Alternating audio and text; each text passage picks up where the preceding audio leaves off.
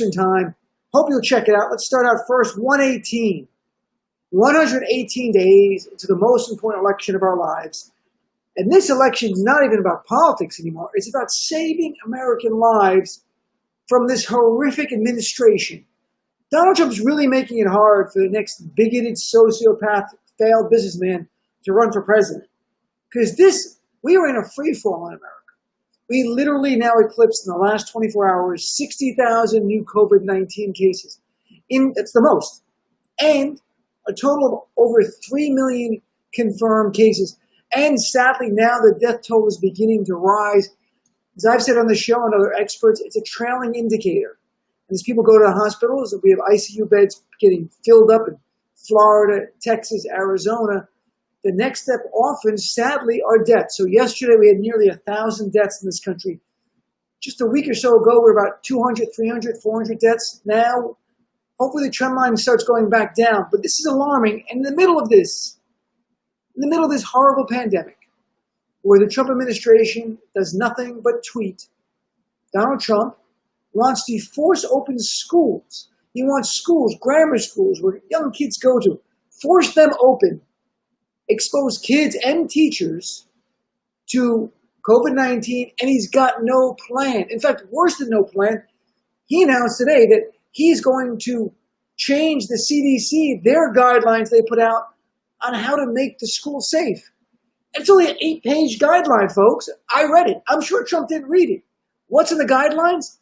All common sense things. Social distancing, kids wearing masks, stagger kids when they come to school, not everyone together, setting aside the desks, don't put things on top of each other, impacting after-school activities. The list goes on. Disinfecting properly, ventilation systems at work.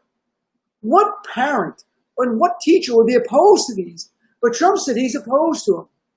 He tweeted today that, and this is stunning, in his tweet he said, CDC, very tough and expensive guidelines for opening schools. We want to open them now. Very impractical. Did you hear that? Very expensive. Expensive. This is the Donald Trump who added $2 trillion to our deficit so that his rich GOP donors could get a tax cut. But for our students and our teachers, it's too expensive. This is the same Donald Trump who signed into law the CARES Act, which gave billions to corporations, including Jared Kushner's 3 of his companies. But when it comes to our students and our teachers, it's too expensive. That's who Donald Trump is. That's the sociopath there. And you might be wondering, why is Donald Trump pressuring so much to open the schools, even though there is no plan as of now, because the CDC guidelines, which we had, they're tearing them up and they're rewriting them right now. But Trump wants every school to open in a few weeks, next month. Why? Politics. Donald Trump has calculated that opening schools helps him get reelected. Everything Trump does is for one person, Donald J. Trump. That is it. We know this because Donald Trump politicized it. In his tweets yesterday and today, he talked about Democrats want to keep the schools closed to hurt him politically. What sociopathic mindset to believe that Democrats who only want schools to open when it's safe for students and for teachers are doing this because our entire existence is about Trump. Trump is going to lose horribly on November 3rd. We know that. America needs to turn the page on him, and we're going to. We want to save lives. We care about lives. Trump does not, and that's where we stand right now. In fact, yesterday, Mike Pence didn't get a lot of press. They had a meeting with governors, and he told the governors point blank, I literally saw a data point from the Council of Economic Advisors here at the White House that say if every school in America were to close its doors, it would cost the economy $50 billion. $50 billion. It's just about the economy. I say it all the time. Trump wants unemployment to go down, stock market to go up, so he can have two new applause lines at his rallies. He doesn't care about your children, doesn't care about our teachers.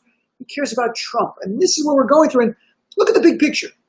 Donald Trump says CDC guidelines are no good. He's made this decision on his own. This is the man who told us in February the virus goes away in April with the heat.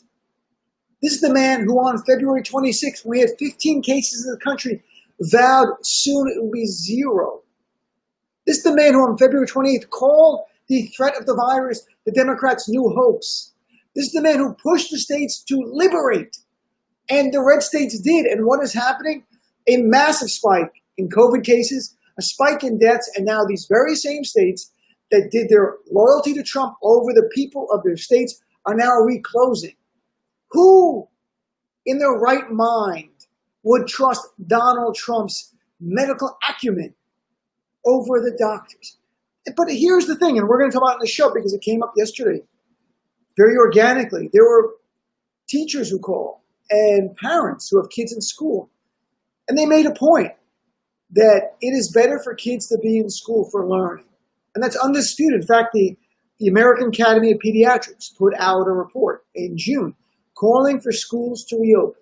And they talked in very detail about why. It has to do with schools are fundamental to child and adolescent development and well-being, and reading right from the report. They talk about that there's a substantial impact on food security and physical activity for kids. But here's the thing. The American Academy of Pediatrics didn't just say, like Trump, open up. They got a detailed checklist of what you should do to open up. And guess what? It looks just like the CDC checklist. It has to do with social distancing, masks, staggering kids, no after-school events. It's almost the same. It's 6 pages, so Trump didn't read that one either. They have no idea. This is the flying blind mentality of the Trump administration. They've sacrificed over 131,000 of our fellow Americans. Beloved mothers and fathers, and sons and daughters, and grandmothers and grandfathers have passed. That and more. And now they want to sacrifice our children. And they want to sacrifice our teachers for one reason. Because Trump believes it helps him get reelected. This is the dark reality of the world we live in now in this country. This might be the darkest time in our nation's history, these 4 years with Trump. And now, to turn his back on children to help his reelection is despicable. It is vile.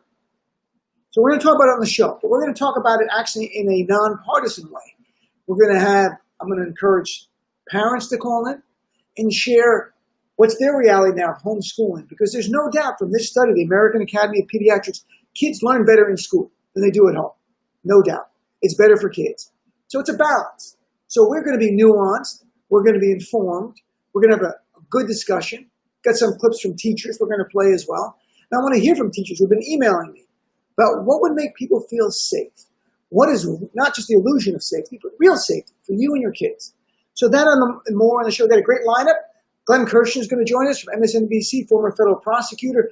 Mustafa Santiago Ali, a climate change activist, and Julian Zelizer from CNN. That and more. Again, my show is live, 6 to 9 p.m. Eastern Time, channel 127 on SiriusXM Progress. If you don't subscribe to the SiriusXM, go to the website. There's free trials. Check it out. Join the show. Be a part of the conversation. Thanks for tuning in.